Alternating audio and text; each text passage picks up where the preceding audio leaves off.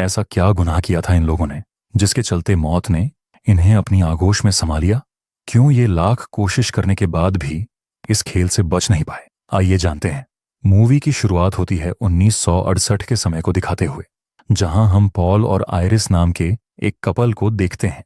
दरअसल Paul iris को surprise देने के लिए शहर में बने एक न्यू रेस्टोरेंट में उसे लेकर आया था, जहां उस रेस्टोरेंट का नाम था स्काई टावर, जिसे देखने के बाद आयरिस बहुत ज्यादा खुश हो जाती है और इन दोनों की रेस्टोरेंट के प्रमोशन के लिए एक फोटो ली जाती है, जहां पीछे हम एक बच्चे को देखते हैं जो कि इस पार्टी में आई हुई एक सिंगर का बेटा था और उसका नाम था विलियम। खैर, इसके बाद पॉल और आयरिस दोनों रेस्टोरेंट के अंदर आ जाते हैं, जिसका फ्लोर पूरी तरह कांच से बना हुआ था और रेस्टोरेंट के बीचों बीच एक लाइव किचन बना हुआ था, जहां शेफ खाना बना रहे थे।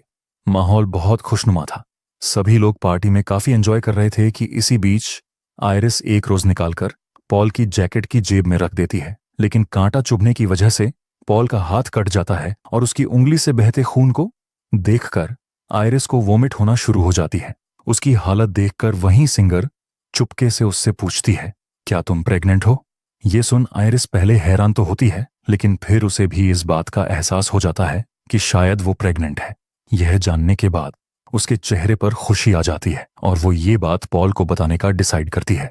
इसके बाद आयरिस जैसे ही पार्टी में आती है तो पॉल उसे टेरेस पर ले जाकर प्रपोज कर देता है और आयरिस भी उसे हाँ कहते हुए अपने प्रेग्नेंट होने की बात बता देती है, जिसे सुन पॉल की खुशी का ठिकाना नहीं रहता।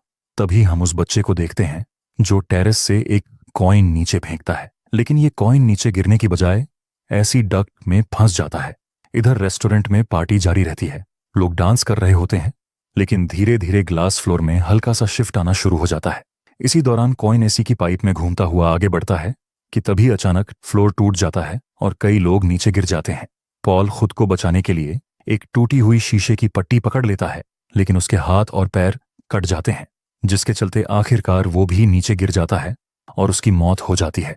लेकिन आयरिस किसी तरह बच जाती है, जबकि यह कॉइन अभी भी ऐसी डक्ट्स में घूमता रहता है और फिर जाकर एक गैस पाइप में फंस जाता है, जिससे रेस्टोरेंट में आग लग जाती है और इसी आग में जलकर सिंगर की मौत हो जाती है। आग को फैलता देख आयरिस अपने आप को पियानो के नीचे छुपा लेती है और फिर मौका देखकर लिफ्ट तक पहुंच जाती है, लेकिन लिफ्ट ऑलरेडी फुल थी। बैलेंस बिगड़ने की वजह से लिफ्ट क्रैश हो जाती है और उसके अंदर मौजूद सभी लोग मारे जाते हैं।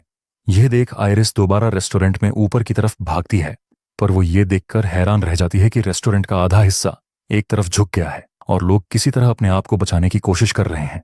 वहीं पियानो, जिसके नीचे आयरिस छुपी हुई थी, अब पूरे स्ट्रक्चर को बैलेंस कर रहा था। तभी वो कॉइन डक्ट से निकलकर सीधा इस पियानो पर गिरता है और बैलेंस बिगड़ने की वजह से रेस्टोरेंट का आधा हिस्सा गिर जाता है और कई लोग मारे जाते हैं। अगले सीन में हम आयरिस को सिंगर के बेटे विलियम के साथ देखते हैं, जिसे वो बचाने की कोशिश करती है, लेकिन तभी फ्लोर फिर से गिरने लगता है। ये देख आयरिस दो चेन के बीच में अपनी रिंग फंसाकर सपोर्ट बनाती है, लेकिन उसका हाथ फिसल जाता है और आयरिस और विलियम की भी नीचे गिरकर मौत हो जाती है। तभी हम एक लड़की के चीखने की आवाज सुनते हैं और यहां हमें पता चलता है कि यह सब असल में स्टेफनी के हेल्यूसिनेशन में हो रहा था। उसके चीखने की वजह से क्लासरूम में मौजूद सभी स्टूडेंट्स डिस्टर्ब हो जाते हैं, जिसके बाद प्रोफेसर के पूछने पर वो बताती है कि उसे अक्सर ऐसे हेल्यूसिनेशन और डरावने विजन आते रहते हैं। रात को जब स्टेफनी सोती है तो उसे फिर से एक डरावना सपना आता है और वो डर की वजह से उठ जाती है। ये देख स्टेफनी की रूममेट उसे अपनी फैमिली से इस बारे में बात करने की सलाह देती है और अगले दिन स्टेफनी अपने पापा और छोटे भाई से मिलने उनके घर पहुंच जाती है, जिसके बाद उसका भाई और वो दोनों अपने अंकल के घर जाते हैं जो उनकी मॉम के भाई थे। दरअसल स्टेफनी की अपने कजन्स के साथ काफी ज्यादा अटैचमेंट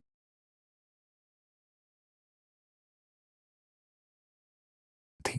सभी लोग यहाँ काफी एंजॉय करते हैं कि तभी स्टेफनी अपने अंकल से आयरिस के बारे में पूछती है। जी हाँ, वही आयरिस जो उसके सपने में बार बार आती थी। असल में वो स्टेफनी की ग्रैंडमदर थी, लेकिन आयरिस का नाम सुनते ही उसके अंकल नाराज हो जाते हैं और उससे कहते हैं, तुम्हारी ग्रैंड माँ हमारे लिए मर चुकी है। वो पागल हो गई थी और एक आइलैंड पर जाकर रहने लगी थी।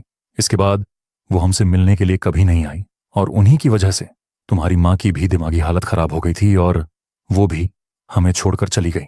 इतना कहकर वो यहां से चले जाते हैं, जिसके बाद स्टेफनी की आंट उसे चुपके से आयरिस द्वारा भेजे गए लेटर, उसका एड्रेस और एक फोटो देती है।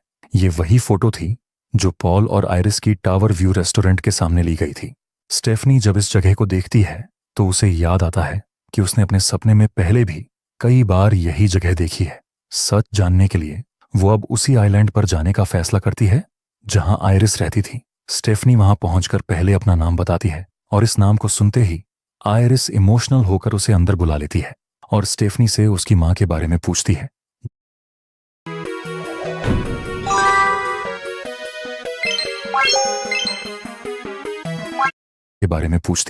जिस पर वो आयरिस को बताती है कि उसकी मां बचपन में ही उसे छोड़कर चली गई थी।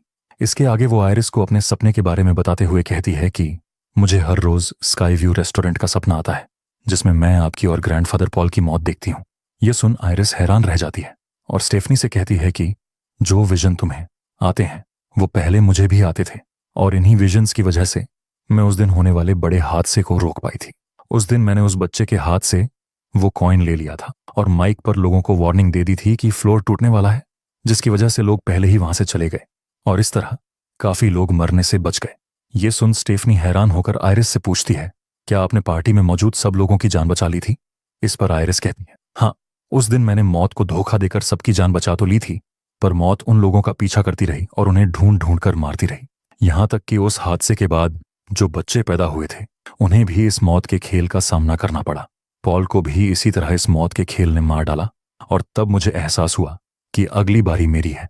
इसीलिए मैं यहां आकर छुप गई, क्योंकि अगर मैं मर गई तो यह मौत तुम्हें और तुम्हारे भाई को भी मार डालेगी, लेकिन जब तक मैं जिंदा हूं तब तक तुम सबको कुछ नहीं होगा। इसके बाद स्टेफनी आयरिस से पूछती है, तो फिर आखिर मुझे ये विजन्स क्यों आ रहे हैं? इस पर वो जवाब देते हुए कहती है, क्योंकि मौत अब हमारे पीछे है। ये बात सुनकर स्टेफनी बहुत ज्यादा डर जाती है। तब आयरिस उसे एक बुक देती है जिसमें उस हादसे में बचे लोगों को किस तरह मारा गया और मौत से कैसे बचा जा सकता है, यह सब जानकारी मौजूद थी। लेकिन स्टेफनी इस पर भरोसा नहीं करती और बाद में आने का कहकर यहां से जाने लगती है। ये देख आयरिस अपने बच्चों को बचाने के लिए मौत का सामना करने का फैसला करती है और कई सालों बाद पहली बार अपने केबिन से बाहर आती है। वो इतने सालों तक केबिन में छुपी हुई थी ताकि मौत उसे न ढूंढ पाए। फिर वो स्टेफनी को किताब देते हुए कहती है कि अब मौत तुम्हारे पीछे आएगी, जिससे बचने के लिए तुम्हें इस किताब की जरूरत पड़ेगी। लेकिन स्टेफनी को अब भी उसकी बात पर यकीन नहीं होता, इसलिए आयरिस उसे यकीन दिलाने के लिए कहती है, देखो अब मैं कैसे मरती हूं। तभी पास में गैस लीक होने लगती है और गैस लीक की वजह से चीजें इधर उधर गिरना शुरू हो जाती हैं। इसके बाद एक चेन आयरिस से टकराती है और उसके गले को चीरते हुए निकल जाती है, जिससे आयरिस की मौत हो जाती है। अब स्टेफनी को सब कुछ सच लगने लगता है।